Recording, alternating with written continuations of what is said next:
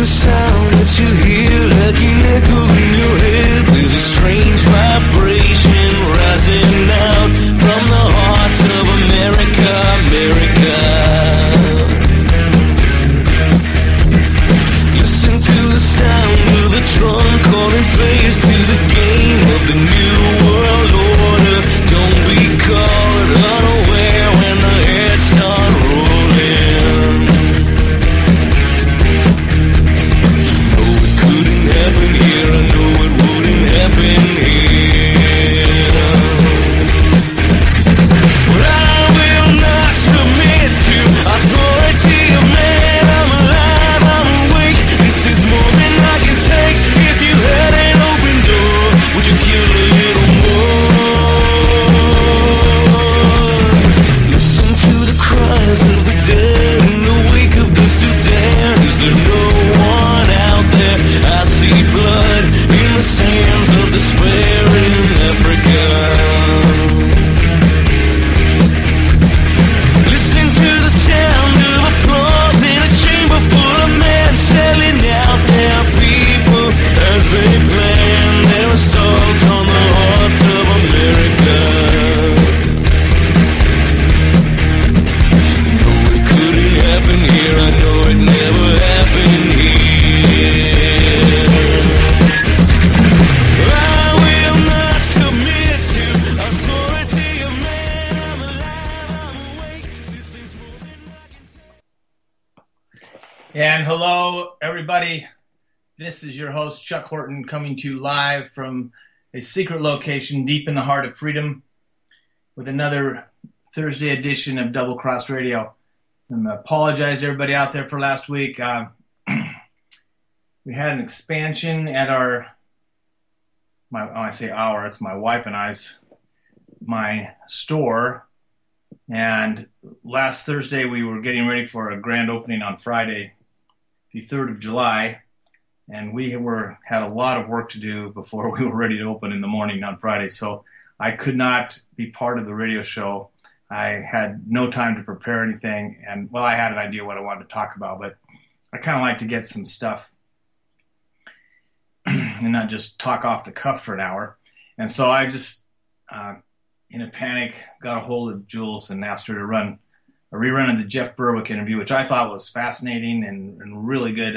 Jeff Berwick, if you guys, if you don't subscribe to the Dollar Vigilante, you should, and get his newsletters that come out. Check out his interviews on Anarcast, and if you feel like it, maybe even subscribe to his investment newsletter. I tell you, he doesn't pick them 100%, but the advice that I get there it makes me think, if nothing else. And sometimes I'm in a position where I can take advantage of something, and sometimes I'm not. But it's still interesting, and it helps me from making mistakes more than anything else. And I really appreciate that. So it's up to you whether it's worth it or not. I think it is. And I don't think it's that costly. It's about, if you buy a year at a time, it works out to less than $15 a month. I think you can get a year for $150, which is $12.50 actually. So. Anyway, I think it's well worth that.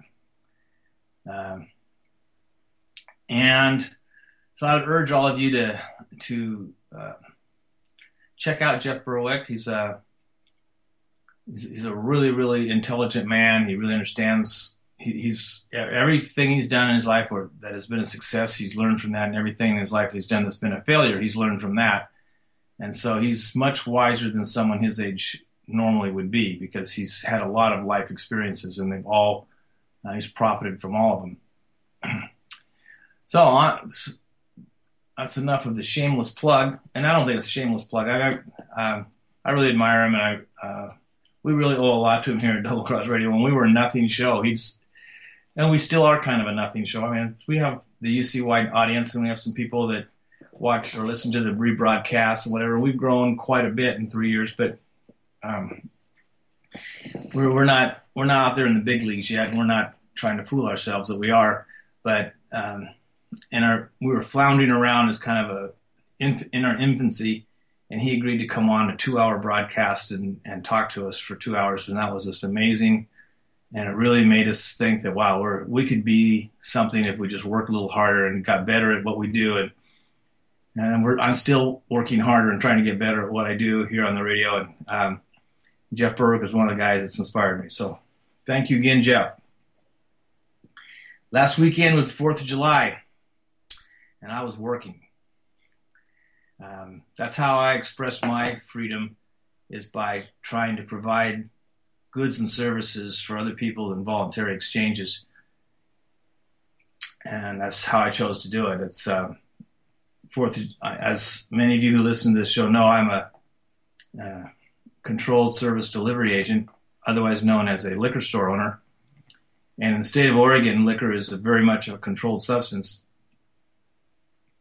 And 4th of July, regretfully, has become a drinking holiday more than anything else. And so I wanted to make sure that I could take advantage of that, and I stayed open. And a lot of the other liquor stores closed early or weren't open at all. And we had a really good day. And a lot of people that were grateful for the service that we rendered, and they were happy to be able to purchase products, and no one was holding a gun to their head and telling them that they had to buy something. They were doing it voluntarily.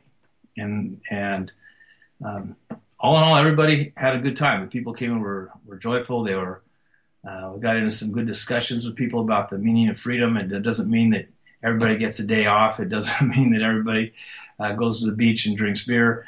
What it means is you do what makes you happy, and you pursue your happiness. And for my wife and I, we have some financial goals, and this was part of our pursuit of happiness to reach those goals. And so we didn't have any problem being open.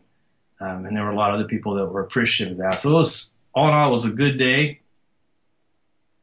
I think as I look back on what 4th of July has become for most of the people in this country, I think a lot of founding fathers, if they'd known that this is how it's going to turn out, wouldn't have bothered.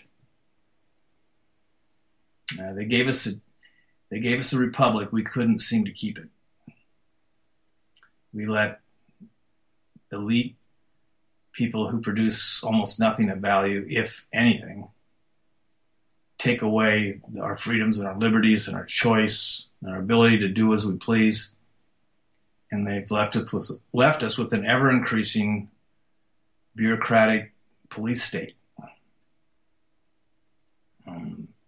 And so I thought I would talk a little bit about that today, about what our nation has become. And I would use some real-life examples to bring those things to life. I was listening to Hal Anthony before I came on, and you guys should always, if you're tuning in to me to hear Double Cross Radio, you should make sure you tune in and listen to his show every week. He's amazing. He's really, really on top of what's wrong with things, and he's got, I probably don't agree with him 100% of the time, but I really respect the research he does and the information he brings to the audience, and really would recommend his show to anybody out there who's listening. It's a really, really good show. Now, on to how we became a police state. I was talking to one of my liquor reps, who I hope I'm going to have as a guest sometime soon. And maybe this show, he won't want to come on after listening to this show. I don't know. We'll see. And he was kind of, he was a little bit depressed. He had really enjoyed working for this company for quite a while, because they were a company that valued the business relationship. That's the relationship between the supplier and the retail store. He was the representative, the go-between between his company and the ultimate seller of their product. Now, because the state of Oregon, where our store is located, because they own all the alcohol, all the representatives do. They don't sell anything to us. All they do is come in our store and they help with displays. They make sure we have current information about their products, and they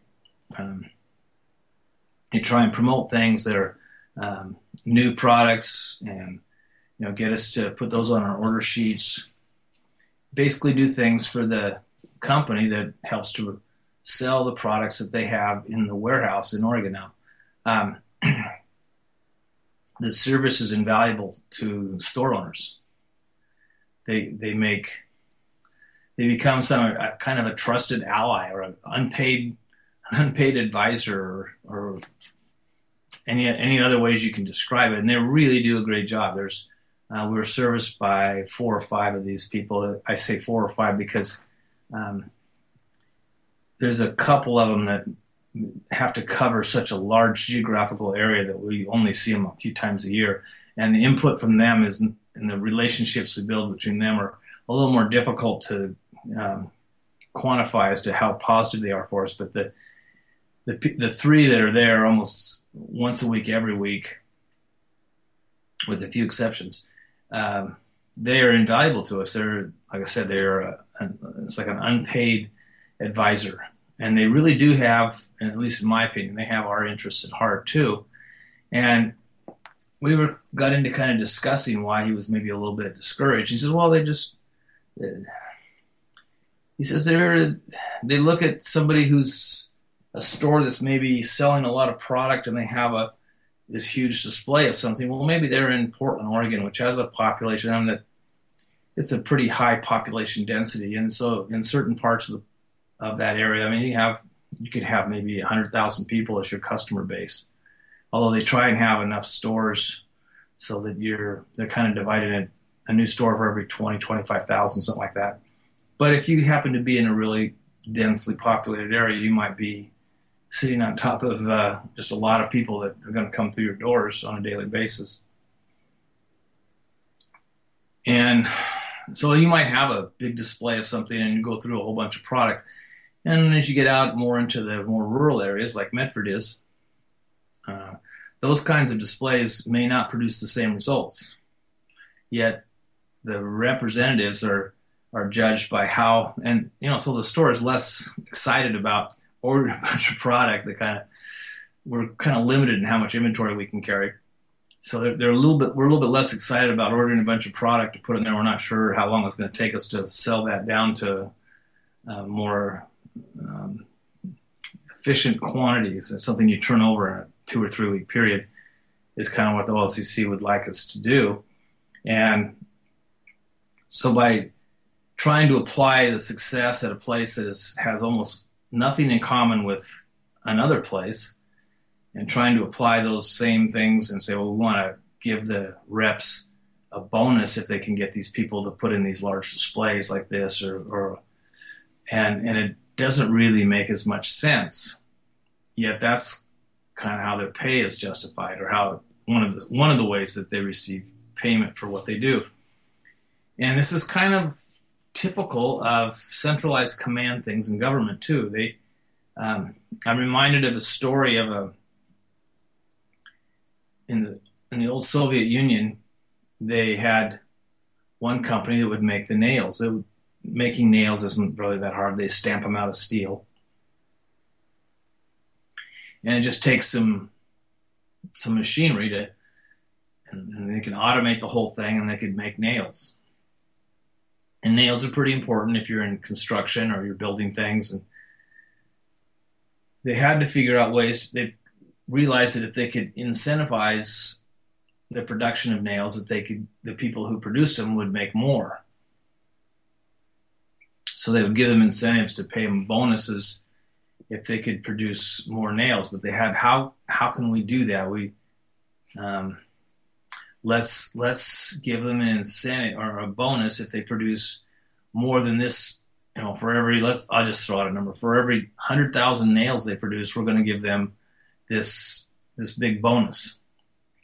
Well, now if I'm a nail maker, what I want to do is I want to produce a whole bunch of little tiny nails because I'm getting paid for how many nails I produce. And I know that my cost of steel to make these nails is going to be much lower if I'm making little tiny finish nails, like 4-penny finish nails, as opposed to maybe a railroad spike. So if I had to make 100,000 railroad spikes, that would take a lot more steel and that would drive my expenses up. Plus, it would be much more difficult to meet my goal. So they would make these little tiny nails, and the government officials that are giving them these bonuses in this central command thing, they said, well, this isn't working too well. Maybe we should have done it by weight.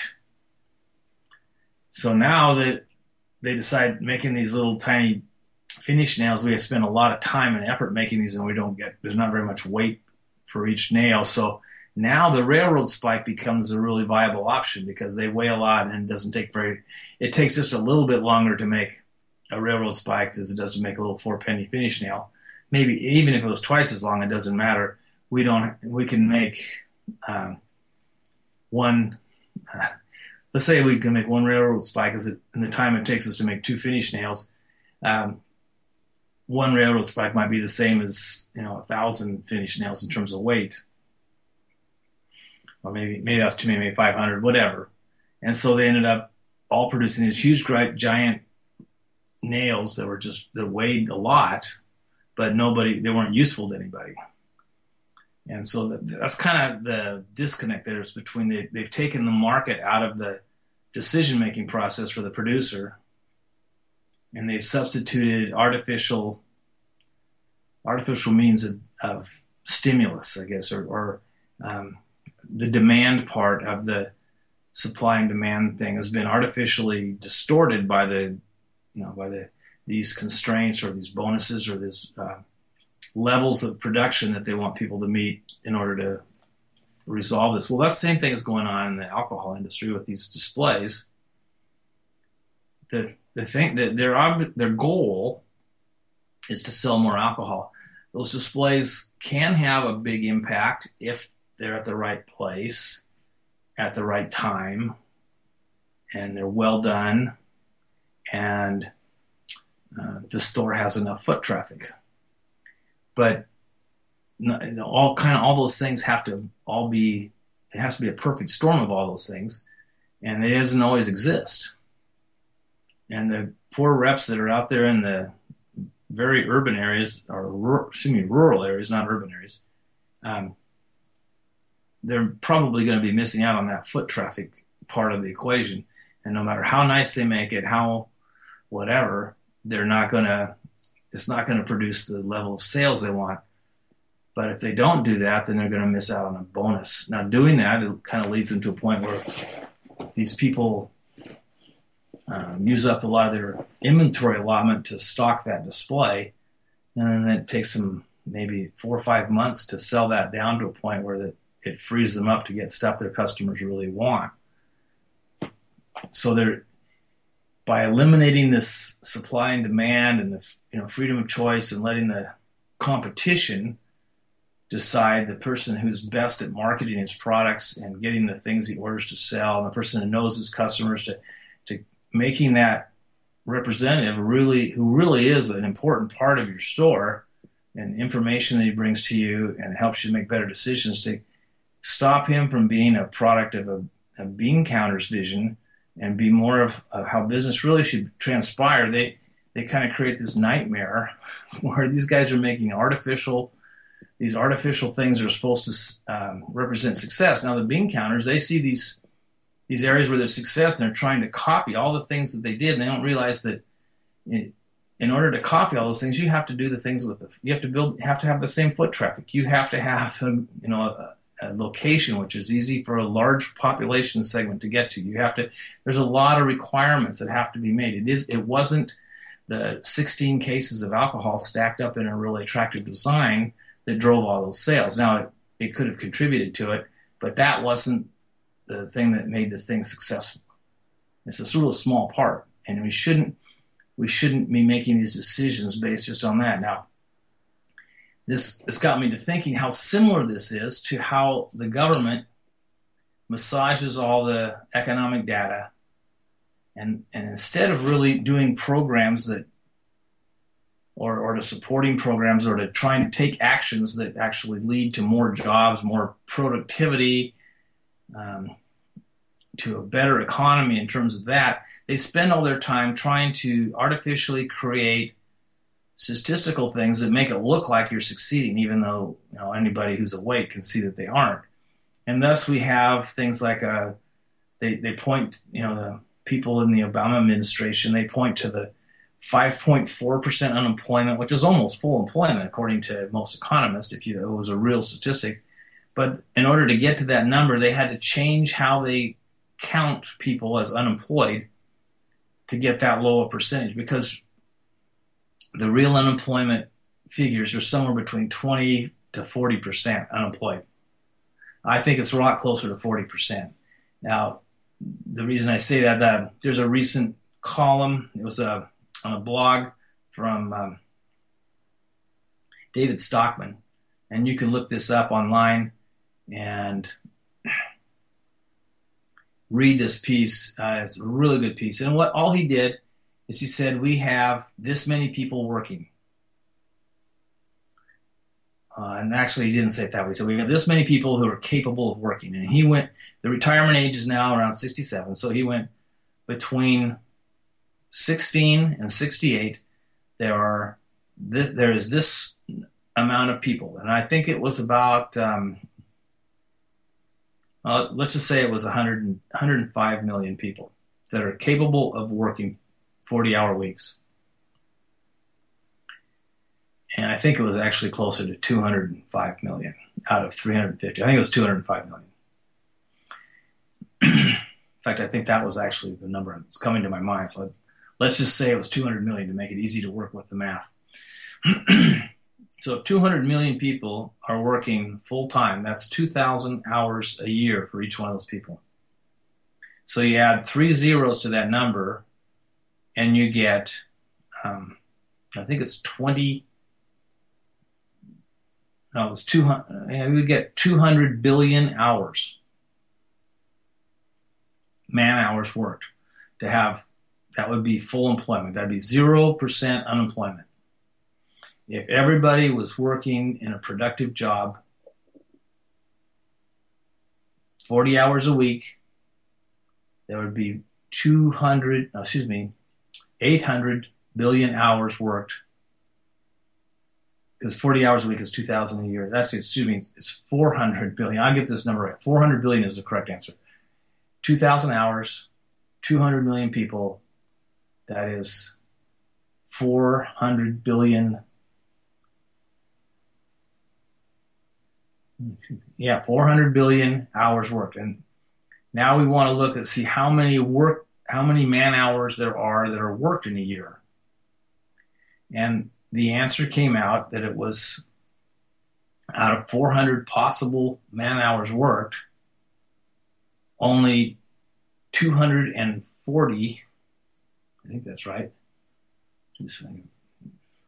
Yeah, only 240 billion were being worked. So that's 160 billion hours we were capable of having somebody work were not worked. That means that's 40% of the possible work hours weren't filled. So the true unemployment record or numbers are, according to him, his way of calculating it would be 40%. Now, if you calculate unemployment the way they did way back in 1990, which was still in my lifetime, and probably most of the people listening to this still in your lifetime as well, the true unemployment numbers have not been below 20% since late 2007. They've stayed well above 20% during the entire Obama administration. And this is the way we calculated unemployment just 25 years ago, excuse me. Isn't that long ago? They just, in order to make things look better, to do a little magician's trick, they just changed the way they calculate the numbers. And they call that economic progress. They're really... the fact that they even do this should make you so suspicious and untrusting of anything that comes out of government. Is a true fact. I mean, you don't have to be an Einstein to figure this stuff out. This isn't anything more than simple math. There's other things that they cheat about. They cheat about inflation. Here we've had since the year 2006 or 7, they have doubled the money supply in this country.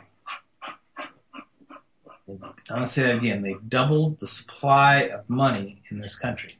So if you had something, if you were holding, let's say you had $1,000, and it could buy, that $1,000 could buy an ounce of gold.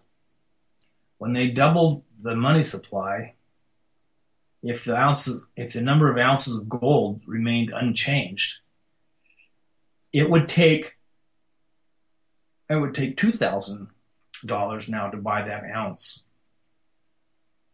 because the amount of gold hasn't changed, the amount of money has. So in a sense, the purchasing power of your original $1,000 has dropped by 50%.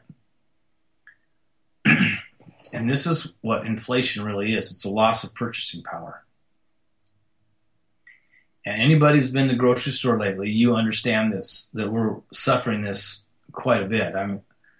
I've seen, like the price of most protein has gone up about 3 times since 2007. So it's doubled, and then it's gone up another 50%. Now that's in 8 years, so that's about 9%, 9 or 10% inflation rate. Now this actually it's a little bit above that, probably closer to 12. So it's been about 12% inflation rate.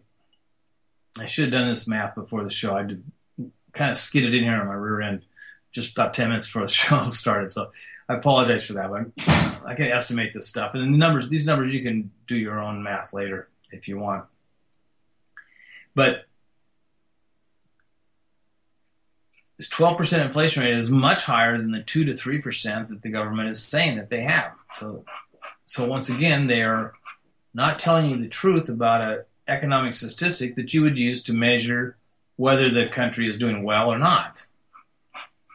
They're trying to alter the way they collect the statistics by not counting food, energy, or housing as part of their equation. They use things like electronics, like cell phones, TVs, iPads, things that are generally falling in price as improvements in technology are made. And because they're largely also in industries that aren't heavily regulated yet. So by choosing those items, they can make it seem like, well, yeah, it used to cost this much to buy a TV this big, and now you get them for a third that much, so there's no inflation there.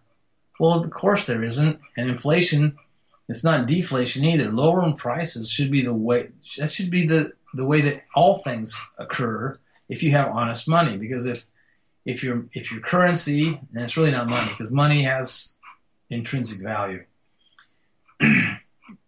If your currency is stable and honest, then because of improvements in technology and more efficient ways of doing things, prices should generally fall over time.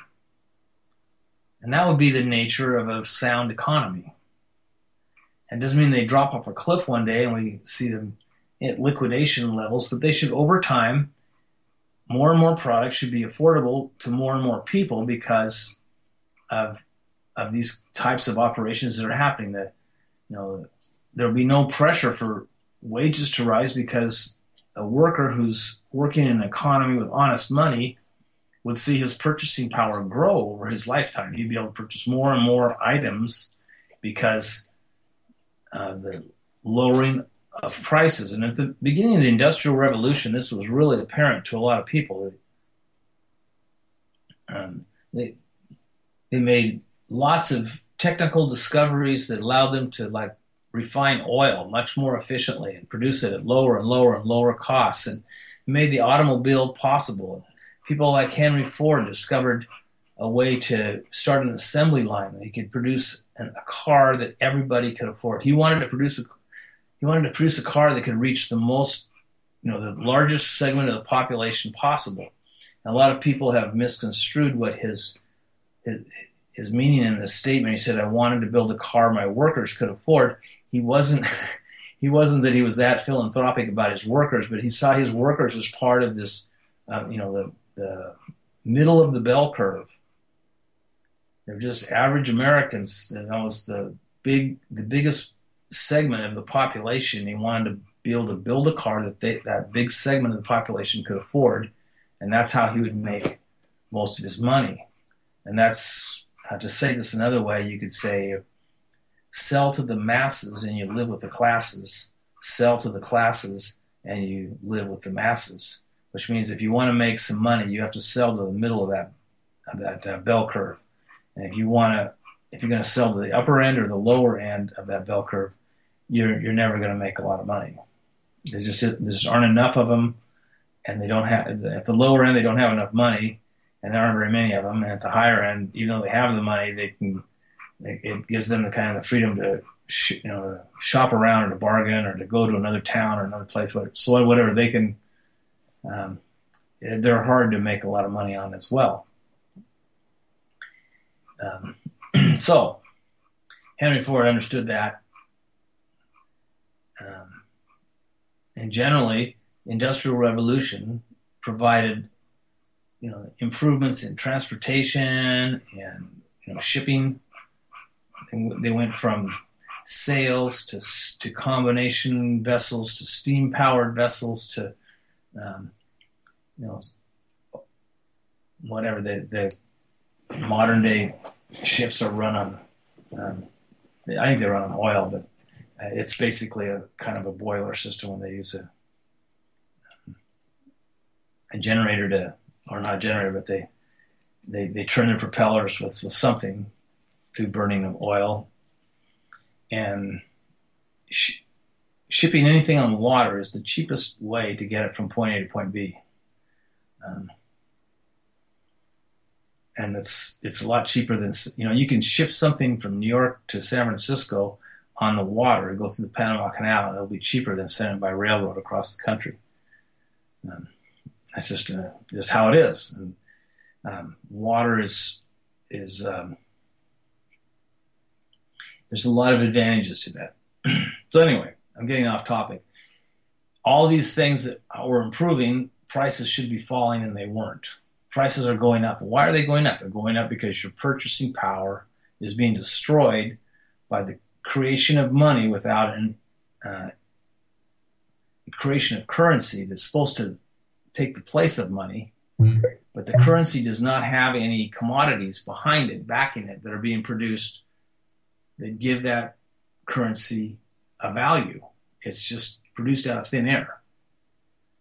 And so we have those kinds of problems, and it's just like the bean counters running the alcohol companies, that they think if we do this will stimulate sales. If we put these big displays out, we'll have in these stores, they'll do more business and we'll do more business, and everybody, it's a win-win, but it doesn't always happen that way. The things that are really the engines that drive that are the relationship between the customer and the supplier, the relationship between the customer being the store owner, and that store owner and his customers. So there's a kind of a triangle. And those relationships and the trust that the store owner's customers have in him provide him a group of people that purchase the products that he's chosen to stock his store with. And the people that are his representatives to the vendors where he gets his or they sources out his alcohol, those people, they provide a lot of marketing information for him that he doesn't have the dollars to pay for or to access. They provide things like demographics. They help him with lots of different things like this that give him ways of deciding, what direction his store is supposed to go. But a lot of those efforts are squelched because, like I said, the bean counters have to have something they can measure to see if they're achieving their goals, which is to sell more stuff. And they think having more cases of alcohol in the store and some kind of display that's been boxed out is the way to do that. And that's how a lot of the biggest companies, that's how they operate. They have to have some way of controlling what goes on, and they know that in most cases, if they can put more of those cases on the floor like that, then they'll have greater sales. It might be for other reasons. It might be just because people don't run out of stock as often because they've been forced to overorder. And it might have something to do with the fact that it's the first thing they see when they come in the store is that big display, and they that would be good. So that's kind of an impulse they'll purchase more of it. So there might be some things to that, some impulse things, some things you can genuinely recognize as behaviors that people would undergo. But it's still the most important things to me are the relationships that develop and the trust that develops between the industry representative who's there from some company and the store owner. And those relationships, that trust, that we would like you to try this. And I said, well, what's going to happen if this doesn't work? And I said, don't worry, I'll take care of it for you. And if I know them to be a person of integrity, then I'm assured, and I'll go ahead and try it. And so far, this is working. I've only been in this job for about 6 months. And before that, I'm retired, and I retired from a jewelry store, which I operated for 31 years in the mall here in Medford. And it was much the same there. It's the relationships that you built with your suppliers. They were invaluable. You couldn't put a price tag on it, but people were willing to do things for you because they saw that as the best way for them to produce more sales of their products. And it's kind of a tired expression, a win-win situations, but we'll call it a 360-degree win. Everybody involved is better off at the end of the day. And that's how free market transactions almost always work. And if there's ever somebody who loses on a transaction, it isn't because someone set out to steal from them or to take away some of their profits so they could have more at the other end. It's usually because someone did a miscalculation. Excuse me. Been working a lot of long hours, and I've had 2 yawns during the show tonight, so I'm talking myself to sleep. Now, so that's my opening monologue, the first half of the show or so. And I just thought it was really interesting how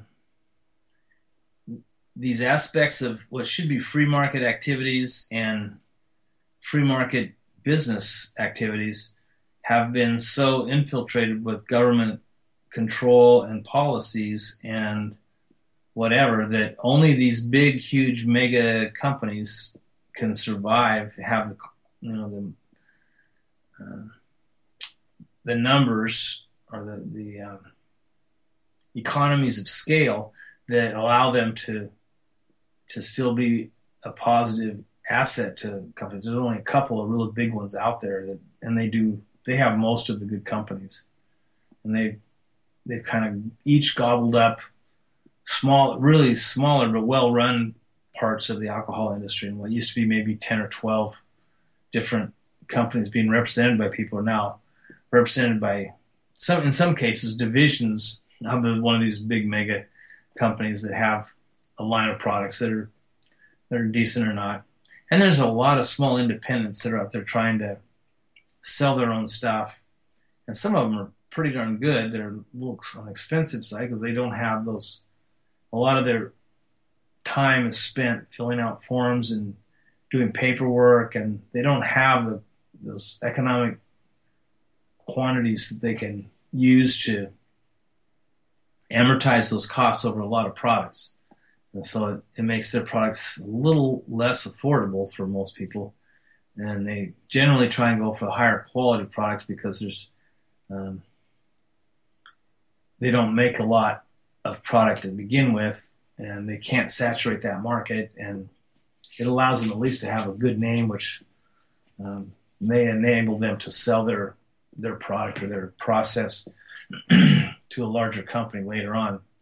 But all this that I'm describing is really very symptomatic of what people would recognize, people living in the 1930s would recognize as fascist Italy or fascist Germany. That's largely how they worked. And the large mega companies like Bayer and Volkswagen and Mercedes-Benz, and I don't remember any of the names of companies in Italy, but there were certainly companies in Italy as well that were big parts of the government and then had a lot of influence on what government actions were taken. And they enjoyed those regulations, much like the big companies in the United States today enjoy these regulations, because it limits entry into the marketplace by potential competitors. And like I said, all this paperwork, all the regulations that need to be adhered to are kind of a daunting thing for someone just starting out. I mean, it's still, if you have the willpower and the drive, the want to succeed, you can still overcome all that and become a successful small player in the big game. I will use this company as an example. Excuse me. Tito's Vodka out of Austin, Texas. It started by a man named Tito Beveridge, which is unique, but that's his name. And Tito ran his company as a small pot vodka producer. A small pot batch means that they have one fermenting vat, which they ferment stuff in, and then they distill the contents of that thing as a single batch. And he monitors this product as it's coming off the distillation head, and till he gets it just the way he wants it to be. He calls it a finished product. And these are quite often these products are because they're washed and tinkered with so frequently and so well. I mean, you get to know how to make these things come out the way you want them. They're very high quality, but getting people to be acquainted with that quality, that's another thing. So he operated his business at a loss for 5 years while he struggled to sell everything he could produce. And in the sixth year, he started to make a profit. He started to pay for himself. And now it's recognized as one of the finest vodkas in the world. They have rating scales for vodkas where they go from 1 to 100. And trust me, you hardly have anybody who produces anything drinkable that gets rated below 80. But there's a few. But to get above 90 is really rare. Very few distilled spirits producers have any products that are rated above 90. You have to, and generally, you only find them on the top shelf. Well, this guy's stuff is not always on the top shelf. Sometimes there's more expensive stuff up there that kind of from a marketing standpoint, you put it up there, but his belongs on the top shelf. It's really good vodka. And none of that, he makes it from corn, and he filters and distills it enough times so that it isn't harsh at all. It's very smooth. Anybody who has problems with gluten will not have to worry about drinking this. It's not produced from grains at all. So it's a very high quality product. Well, it is still possible, even in an industry that's as old as alcohol, that's dominated by two huge companies. It's still possible for someone in a niche market and succeed. And it should be that way. It shouldn't be something that's really, a surprise. It should be something that every day those big companies have to, who's going to wake up and decide they're going to try and take us down next? Eventually someone will come up with products or different ways to make it better, and they're going to keep going until they are satisfied. They're not going to be denied. So anyway, that's kind of a wrap on that. There's a couple other things I wanted just to bring up briefly. This week, we witnessed a meltdown of the Chinese stock market. And it went on for a couple of days, and then the Chinese stepped in and just closed trading. I've talked to a couple people about this who are kind of really interested in it and spent some time doing some of their own private research. And because this is secondhand information, I mean, I do trust my friend that I talked to about today as somebody who doesn't just come up with an idea or a vision or a theory as to why something happened the way it did just because he can. He actually did quite a bit of research and reading into this, and it appears that there may have been some malicious actions taken to manipulate the stock market downward by maybe naked short selling from hackers. Who knows? But it's possible. And if it bounces back up pretty quickly to what it was before, that may indeed be the case, that they sold everything short, which means they sold it before they bought it. And they sold it at those high prices, and they drove the market down because there weren't enough buyers to meet all the orders they had to sell. And when the sellers outnumber the buyers, the price goes down until enough buyers are there to bring it down. But because a lot of people in China are leveraged in their stock market, they get forced out of their positions and they have to sell as well. So it increases the number of sellers as it's going down, and it can cause a panic. It can be an event that, something like a stock market crash that really wipes out a lot of wealth, albeit paper wealth. It's not real wealth. It's made by producing something. It's wealth that's on paper because you've leveraged yourself into this position. So when things go against you and you're leveraged, that leverage works against you just as much as working for you the other way. And you're going to end up with a lot less than you had before. And people might have to sell assets in order to meet what they call margin calls. And they may not be able to. They may be liquidated. And who knows what will come out of all this. But I do think it's rather a dangerous signal that happened. And then, lo and behold, a couple of days later, New York Stock Exchange, after 2 hours, they stopped their email trading because so there were some technical issues that had to be resolved. United Airlines had to shut down their schedule for the day because their computers had been compromised. A couple other companies had problems. And so it's telling me that there's maybe some nefarious people out there who are trying to crash the world economy, because it's a pretty fragile, unstable situation right now. And these all appear to be real, and it's likely that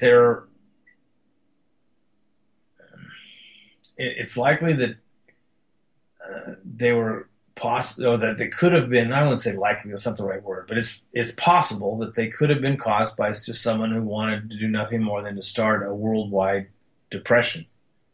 And certainly, there's not a lot of things out there that once we got going over this cliff and started this decline and the shrinking economy, it would be hard to stop it and reverse it. It could be done, but it's like I said, it's always going to be hard to stop it. In the meantime, if you've been able to, as we were recommending here, to get out of debt and start to bundle your cash, trying to get more and more bundling going on, so you save your assets. And if you're able to do that, you should have some awesome opportunities to purchase hard assets with money before inflation, maybe even hyperinflation, sets in.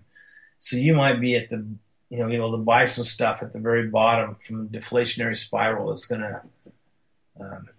it's going to be pretty severe in my mind. And it may not happen right away. All these things that are happening they may be absorbed by the market, and it's still sound, more or less. I say more or less because I don't know what's holding this thing up. It's some magician curse or something. It doesn't seem to be anybody producing anything of wealth to create wealth, but they're all getting paid something. So keep your eyes on China. And Bob Livingston had a really good piece in his monthly newsletter this month. He said the best way to make money from what's going on in China is to invest in companies that supply products to China for their manufacturing base. So like copper from Chile going to China to make wire, iron ore from wherever it's being mined going to China to make, they might make it here in the United States, but those resources have been diverted away from the United States now, so they're being made in the countries that have a less expensive manufacturing process. And we have things like copper from Chile going to China. We have things like, I'm trying to think, I don't know exactly where all the iron ore that goes to China comes from, but there's other places in the United States, or other than the United States, that mine iron ore and can export it to China. They can be making steel there from, they have coal and iron ore and whatever else they put in steel. I think it's nickel. They put in nickel, some silver. They put in zinc, and I'm not sure exactly everything, but I think those things are all present.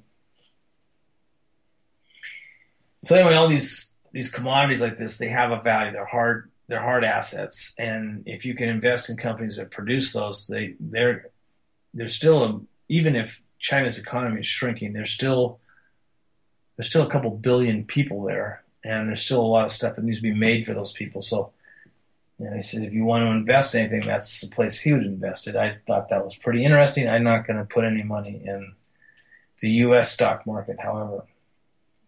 The other big thing that's going on right now is the total collapse of things in Greece. And I want you all to know that the United States is in a much worse financial condition than the country of Greece. And the only reason we aren't experiencing the same things that Greece is experiencing is because we have this privilege of being the world's trading currency. And this is really an awesome privilege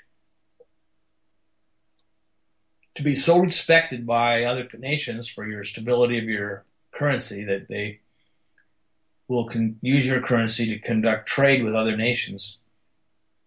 And that's an awesome responsibility. And we have completely failed to uphold our end of the bargain. We have kind of abused that power that we held over currencies. And now we're looking at really some chickens coming home to roost, and we got there's a lot of things that are going to be difficult in the coming years. But I would really recommend to anybody listening that you stay away from credit purchases, to not have all your money in the bank. Certainly you need a portion of your money in the bank. You have to pay your bills. You have to, want to go to the grocery store or whatever. You're going to need to have a bank account. But it doesn't mean you have to have everything you own in there. In Greece, they shut down all the banks. People had no more access to their money. Some of the money that the banks had was in the form of their pensions. It was being direct deposited in their banks from the government for their pensions that they were owed. And yet they had no way of getting access to that money. Even after they got all the forms signed and everything else, it might be gone before they find enough to do another one. So that's just something else I think you need to consider, is that what's happening in Greece, the banks have closed. They're allowing the people to take out what amounts to about $60 a day. And those people have to pay all their bills out of that. A lot of people are having their pensions get direct deposited into their bank accounts, and they can't fully access the money that's due them. And the banks are using that extra money that's coming in, and they're distributing it to people who don't have enough assets. That's not really trite. Why would I say that? They're distributing them to people who are making demands on their money, and the bank doesn't have enough funds on hand to pay everybody. So they're just collecting all the money that comes in and distributing it as evenly as they can to the demand that's out there for people to receive their funds. And that's how they come up with that €60 a day limit. Well, that's what's waiting for us. And you say, oh, wait a minute. That couldn't happen here. I know it wouldn't happen here. Words from a Jordan Page song. It very well could happen here. And if it does happen here, it is going to be worse than it is in Greece. And there's nothing that can be done about this, really. It's going to be really a nightmare for, I would say, a year or two. But it should avail you plenty of opportunities, like I said, to purchase things at fire sale prices, because people will be having to liquidate assets to pay off debts fail. Some of it will be voluntary, some of it will be through involuntary bankruptcy.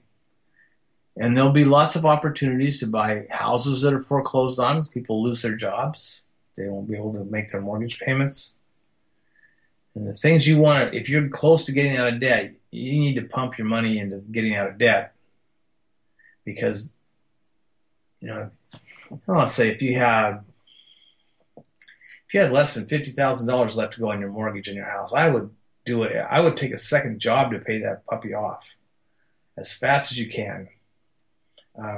Make extra payments, whatever. I would have garage sale once a month until I had gotten rid of all the stuff I don't need and put all that money towards paying off my house. I would try and get an asset that was mine and have no debt, anchoring me or keeping me from doing what I want to do with that. Having a property that's paid off like that, you could rent out rooms. You could, and there's an excellent book out called When the Money Dies, or I think that's the name of it. And he talks about hyperinflation in Austria and Germany in the 1920s and 30s, and how it ruined those people's lives. And some of the people that were able to survive did it because they had nice houses, and diplomats would want to stay there when they would come to visit, Austria, for example, and they could live in these people's homes, and that would pretty much set them up. So having an asset that could produce income or at least barter for chickens or whatever can be of a great help to you. I hear the music starting. We're at the end of the show. And I'm sorry for all the frequent yawns. I hope I didn't put anybody to sleep out there. We will see you next week, and we're going to try and have on some health-related information. And look forward to hearing from you all then. Until then, have a good week, and we'll see you next Thursday for another Double Talk Radio. Right, everybody. You're bound to break one more time.